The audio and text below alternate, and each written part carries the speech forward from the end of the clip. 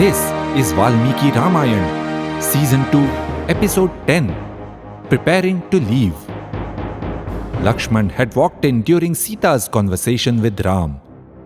When he realized that not only was Ram steadfast in his decision, but now Sita would be going along as well, he said to them, "I shall come with you.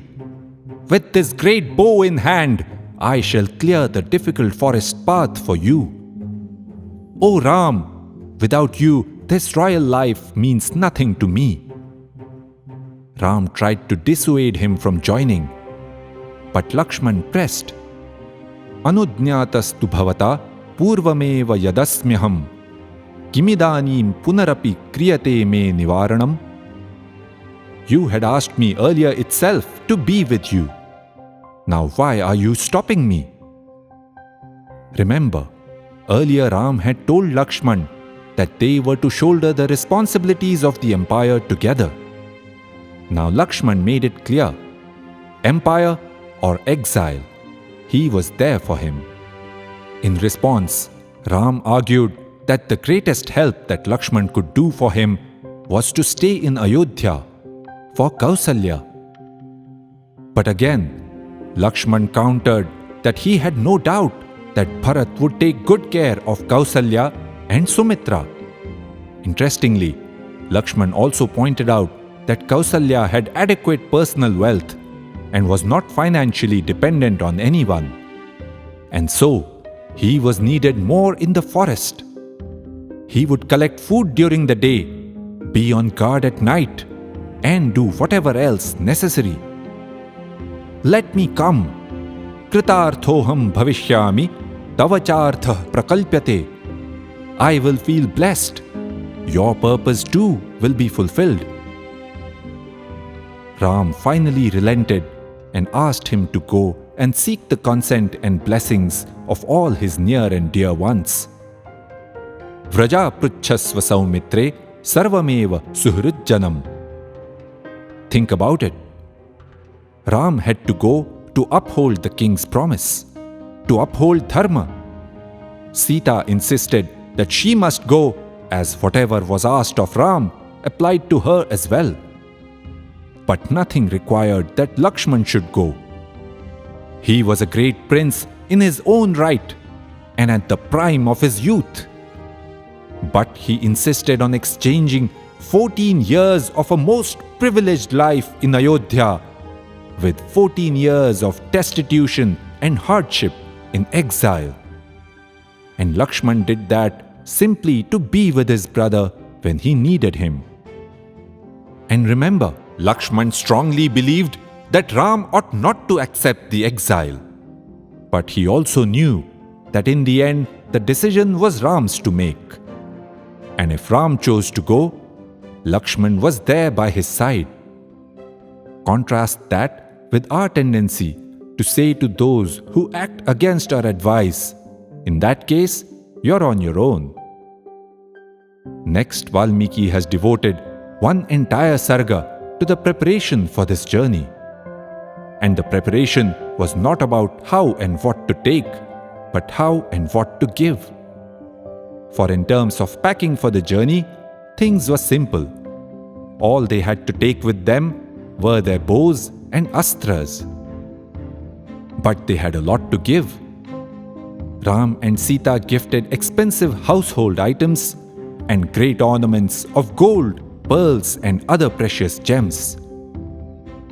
They gave them to Suyadnya, Vasishtha's son, and his wife, to many other scholars, and to other people close to them. For Ram, "Dhanam hiyadyan mama viprakaranat." My wealth is for the benefit of scholars. Next, Ram paid the employees of his palace 14 years of advance wages. Note, he did all this from his personal wealth and not from the state treasury, which was of course separate. While Ram was gifting things, there came along an old and poor rishi called Trijat. Trijat asked Ram for financial support. In response, Ram made a light-hearted comment about wanting to see how far Trijat could throw the stick he was holding, but then clarified, Manyurna khalu kartavyah parihaso hyayam mama. Please don't be upset. It was a joke. Ram embraced him, gifted him a great herd of cattle, and asked if there was anything else he required. This small side story gives us a peek into Ram's state of mind. That he could see the lighter side of things clearly shows that Ram was truly neither angry nor was he wallowing in self-pity. He was calm, steadfast, and focused on planning the next steps. Having given away their wealth, Ram and Sita, together with Lakshman, then stepped out of their palace to go and meet Dashrath and take his leave. Word was out already about what had happened. People were shocked and devastated. The streets were packed with citizens mourning the exile of their most beloved leader. Their pain was akin to the torment of creatures living in a pond that dries up in the summer heat. They said that if Ram leaves, we will leave too. Vanam nagaramevastu yena gacchati raghavah asmabhishch parityaktam puram sampadyatam vanam. Wherever Ram goes, that forest itself will be our city, and let the city deserted by us become a forest. Let Kaikeyi rule over these deserted and dilapidated homes, drained of wealth and food grains, covered with dust and infested with rats. Remember the fate of the Janapads of Malad and Karush in episode 10 of season 1. How Tataka's atrocities had driven away people and brought desolation to the once wealthy and vibrant towns. The people of Ayodhya were willing to give up their home, the greatest and the grandest city in the world, only to be with Ram.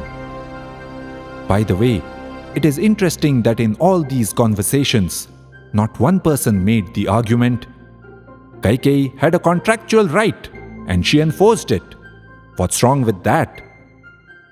For the people of Ayodhya, what was obviously wrong with that was that Kaikeyi was driven by her own interests. She put herself above people's welfare. For them, that was a fatal flaw.